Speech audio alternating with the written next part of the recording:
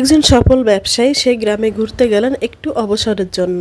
যে দেখলেন একজন জেলে অল্প কিছু মাছ নিয়ে নদীর তীরে ফিরে এসেছে। তাই তিনি প্রশ্ন করলেন এত কম মাছ নিয়ে কেন সে ফিরে এসেছে। সেই জেলে উত্তর দিল যে কম সময় দিয়েছি, তাই সময় আরেকটু দিলে আরেকটু বেশি মাছ পেতাম। তখন সেই বিজনেসম্যান তাকে বুদ্ধি দিল যে তুমি যদি আরেকটু বেশি সময় দিতা, একটু বেশি মাছ সংগ্রহ করতে, তাহলে প্রতিদিনের তোমার ইনকাম থেকে কিছুটা সেভিংস হতো, যেটা দিয়ে তুমি ভবিষ্যতে বড় একটা নৌকা কিনতে পারতে। জেলে তখন পাল্টা প্রশ্ন করলো, তাহলে কি এমন হতো?